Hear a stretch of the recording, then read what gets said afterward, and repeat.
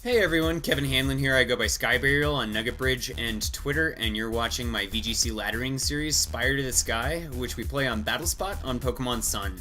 I'm continuing to use my team Dank Trees, which I built with two other members of Team Colorado, Primitive and Jarek, and who goes by Yardstick. And yeah, so it did really well in the tournament. Didn't top cut, missed it because of a miscalculation, and my Trevenant died to a hurricane from a Pelipper that it never should have died to. But we take those, and yeah, so I'm going right into this one, and we're making a nice steady climb on the ladder.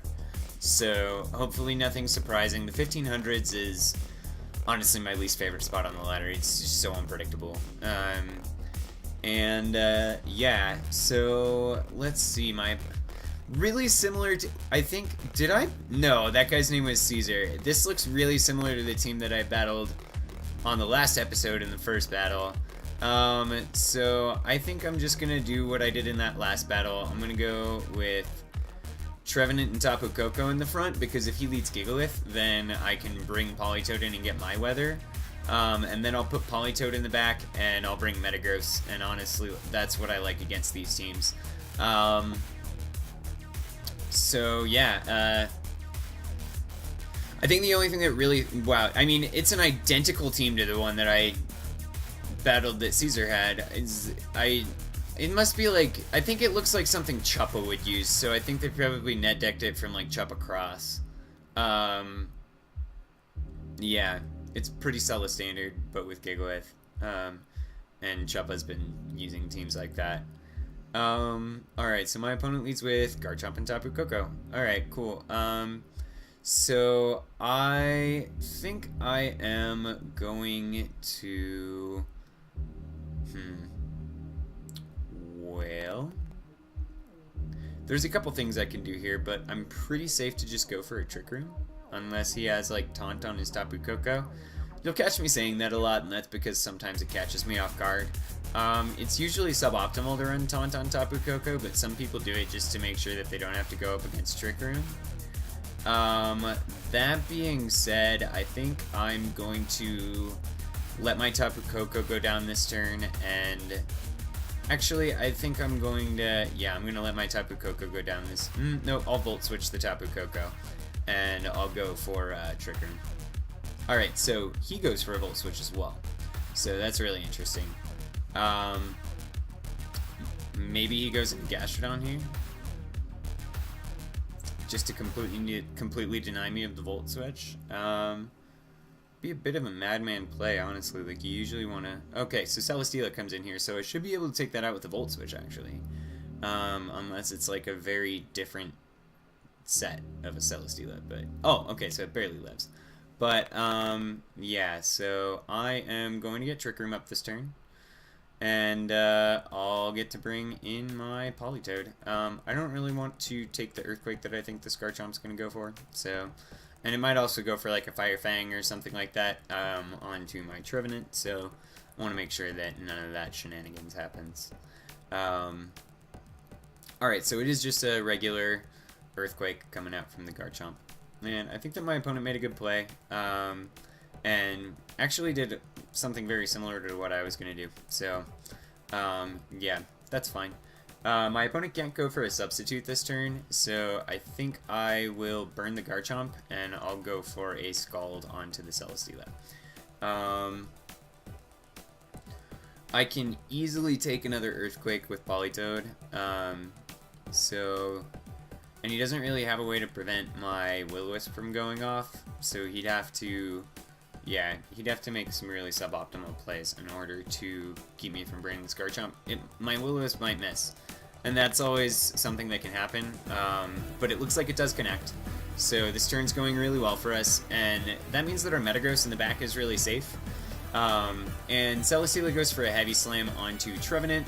That definitely shouldn't kill. And we get our Citrus Berry, so looking really good here, and we're going to be able to take out the Celesteela this turn.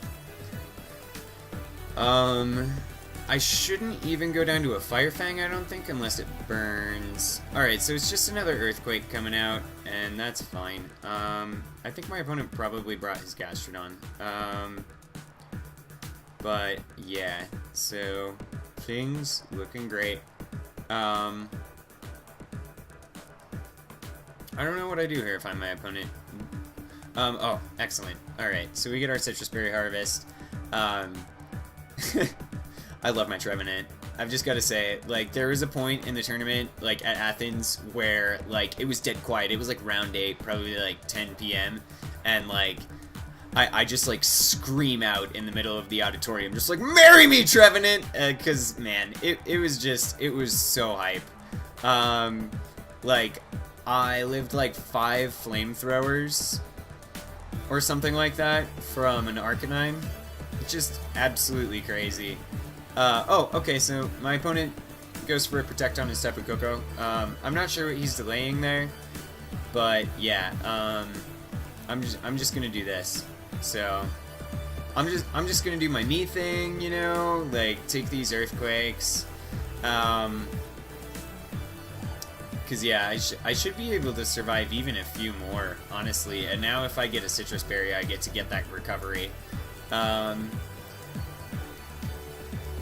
Yeah, so, I mean, okay, cool. So I get to eat another Citrus Berry, and that's radical. My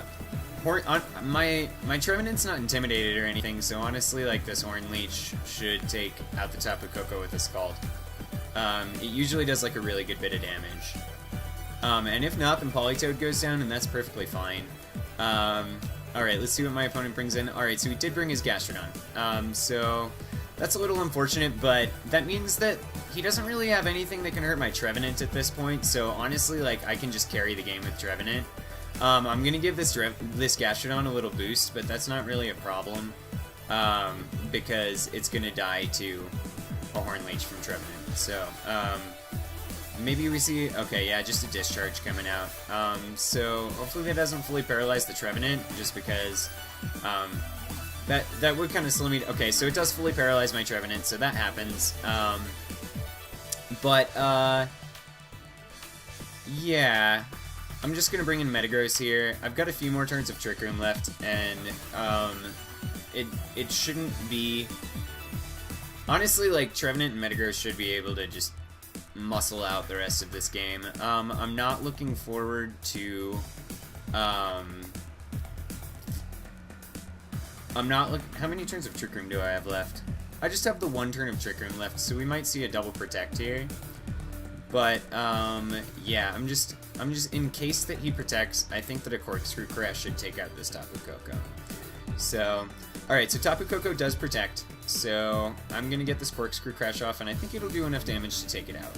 And since we are, yeah, so we take that Gastrodon down to just a sliver of its health, because we're paralyzed. And it's gonna get, okay, so it's gonna Ice Beam my Trevenant. So that'll be boosted, so it'll do a little bit, but that's not a problem. And yeah, I mean, if my opponent wants to take out my Metagross, then unless he's got Fire Fang, then he's gotta either go for, like, a Tech Rage, which shouldn't do enough, and, I mean, Gastrodon's at really low health right now, so, I honestly 100% believe that this will take out the Tapu Koko through, oh, wow, okay. Alright, so it doesn't work, but that's fine. My opponent loses his, Electric Terrain. I'm just gonna go for Trick Room again, and I think I will protect my Metagross.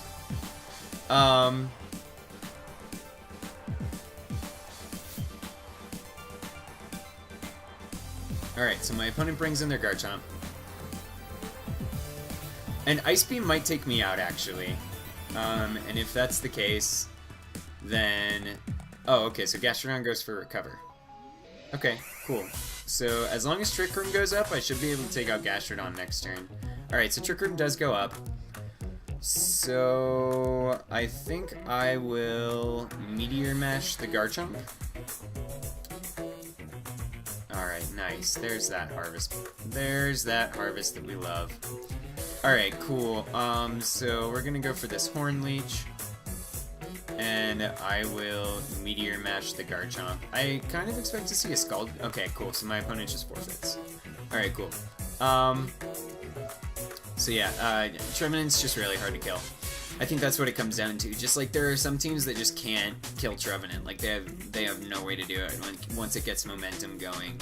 And honestly, like Gastrodon is almost like a tertiary healing option for Trevenant. Like you've got the primary, like, you know, Citrus Berry, Horn Leech, or Citrus Berry and Harvest thing, and then you've got like the secondary, like we're gonna Leech Seed the opponent's Pokemon thing, and then like if there's a Gastrodon on the opposing team, then you can usually go back up to full health against a Gastrodon. So it's really, really nice. And yeah, so we're gonna go straight into the next battle. And yeah, you can see my dog napping over on my bed over there. And yeah, I'm really, really excited. As I said on the last battle, I'm looking to get into the 1600s really soon here, and even if it's point by point, I think we're gonna make it. So yeah, we get matched up with me. That's actually not me. And I don't live in Japan, so I don't know what this guy's talking about. But yeah, okay, so my opponent's got a Hail Team. It actually looks really good, but I think I can just lead with Hard Rain here. Unlike the last team, the thing that it has to deal with Hard Rain is its Tapu Bulu and its Magnezone. I think I will put Muck in the back. I think Muck probably sounds best here, just because it deals with a number of things on the team really well. And I kind of like Trevenant, but I also kind of just want to bring Tapu Koko and stay in fast mode and be able to take away his grassy terrain. So I think I'll do that. Yeah, I feel good about this one. I guess he could go for Trick Room. If he does that and I've just got my Muck, then feels bad, man.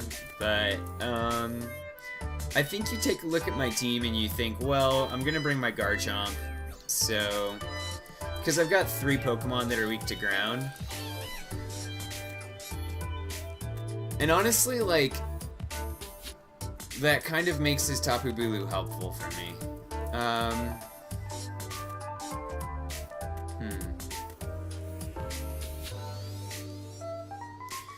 We might see like a Tapu Bulu Porygon lead. I don't know. All I know is I'm gonna Hydro Vortex something with Golduck. And okay, so he just leads with Magnezone and Garchomp.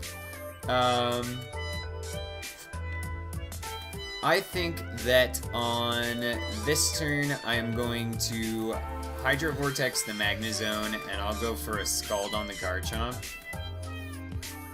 And once again, my Politoed should be able to live a Tech Rage. So, yeah. He might protect his Magnezone. I don't really care. I just want to get some damage off on it. Honestly, it's one of the more threatening things to my team. Okay, so he withdraws Garchomp and goes into Ninetales. Okay, interesting. So we'll get a Scald off against this Ninetales.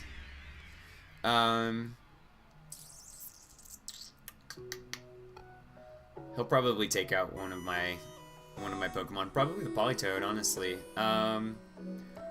But I should do a significant amount of damage to Magnezone. Because yeah, if you've got opposing weather, then you kind of want to get rid of the weather setter. Alright, yeah, so I do significant damage to the Magnezone, and it looks like it's really, really slow. Maybe I get to burn the Ninetales as a bonus? He goes for a Thunderbolt against the Golduck. Okay, that's fine, actually. I'm fine with that. I think on this next turn, what I do is...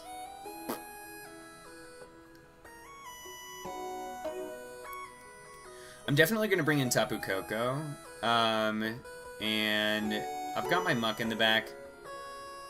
I'm going to switch out my Politoed and bring it back in with the Volt Switch, hopefully. If not, then Muck should be able to take a Blizzard. It's going to hurt a lot to Politoed. But I really have to focus down this Magnezone, I think.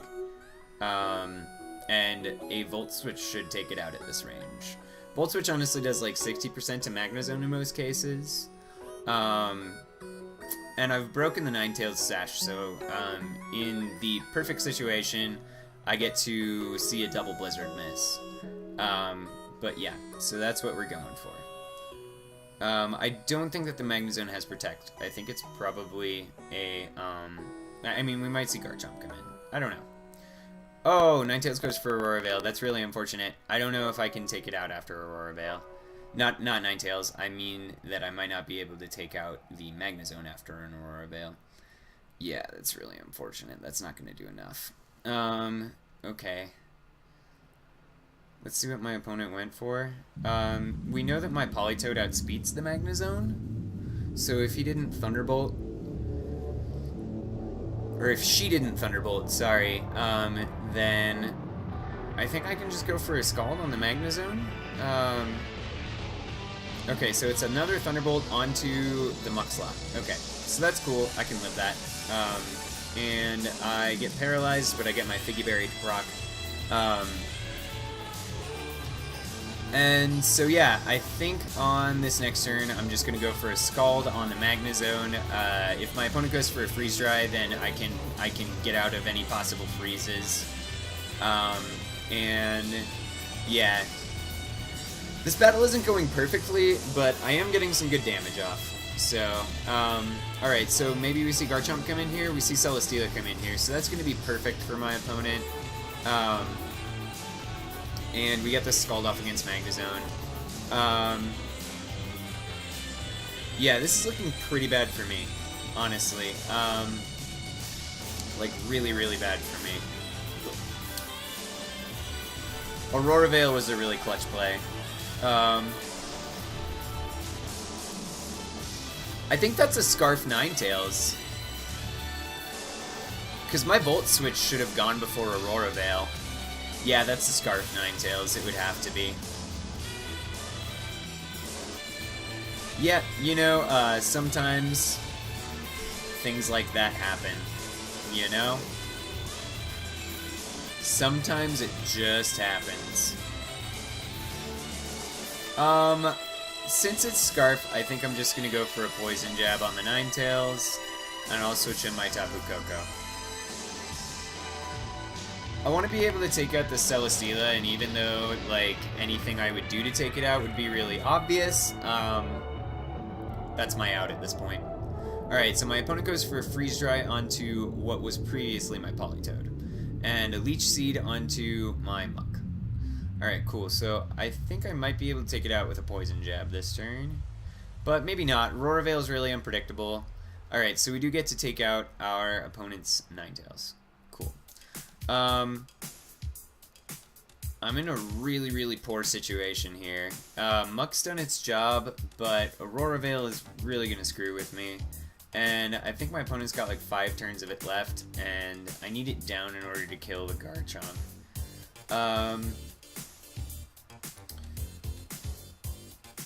I think I kind of have to make a desperate play here.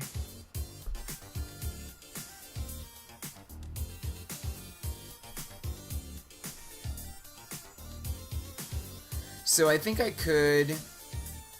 Let me see how many turns of Aurora Veil are left. So he's got 2 turns of Aurora Veil left. So I think I'll just go for a double Protect this turn.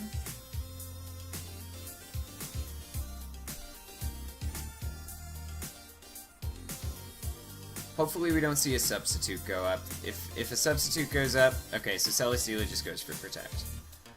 Cool.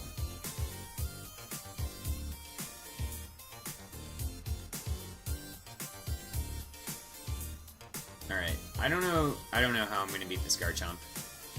Honestly.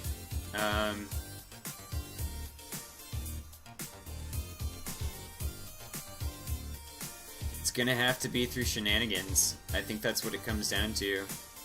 I think I let my muck go down because it's paralyzed.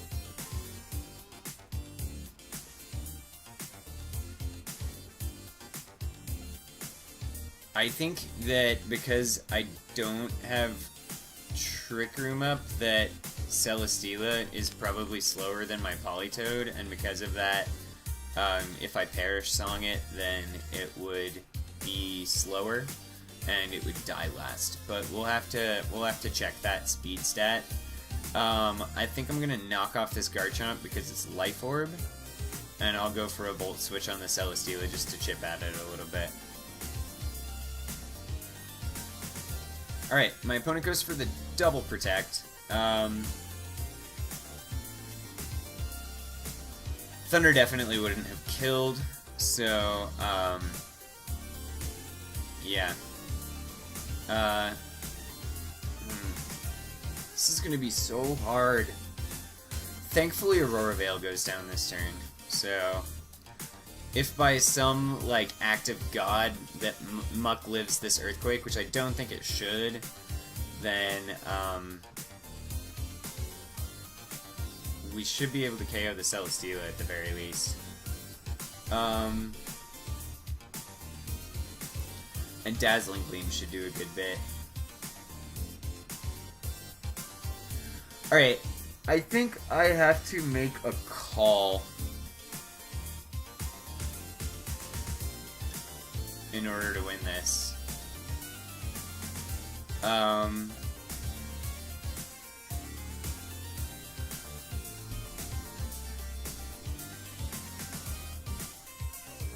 think I do have to make a call.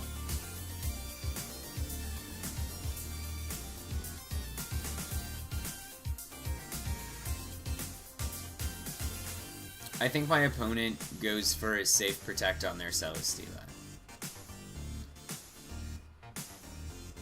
But I also think that I have to scout out the speed of the Celesteela.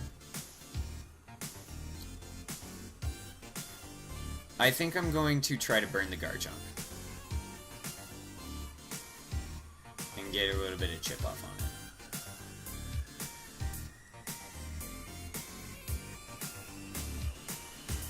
And keep this Earthquake spread. That's going to be important. Alright, so Celesteela does go for a Protect. I think my only out is to burn the Garchomp. Did he go for a Tech Rage? No, I don't think I can live this. This is bad. Not at this range. I don't think I can live a Devastating Drake at this range. I could have sworn that I saw Life Orb on that Garchomp. Yeah, this is definitely coming out in a Politoed. Alright, so my opponent wins, but I'm at least gonna make this a, I'm at least gonna make this a 1-0. So we'll go for a Thunder. Take out the Celesteela, but GG to my opponent. Yeah, we lose this one. I think I played well. I think the only thing that I probably would have changed is bringing Metagross instead of Muck in another game. But, or maybe bringing Trevenant. Yeah, like having a full Trick Room in the back could have been good. But, GG. Yeah, so that's going to be our second episode. We're still kind of bobbing towards the 1600s, and that is fine. Yeah, we'll get up there eventually. I'm in no rush. And honestly, like I've been tuning this team and, you know, doing a few things to it. There have been some members swapping out. And that team's been doing like twice as strong as this one. So there's some inherent problems with matchups in certain well, not matchups. This team doesn't have a bad matchup, but what it does have is problems with particular Pokemon and problems with particular situations. And yeah, I think we're improving on it quite a bit, and we've seen the vulnerabilities. It's something that all three of us have been talking about quite a bit. But yeah, I love how it's doing right now, and it's really near and dear to my heart, and yeah, loving how it's been performing. So yeah, thanks for tuning in, guys. Once again, I'm Kevin Hanlon. Please subscribe to my channel if you are coming here for the first time, and leave a comment. Let me know what you think of the team, whether you are new or returning to the channel. And stay tuned, we've got more Spire to the Sky coming down the pipe.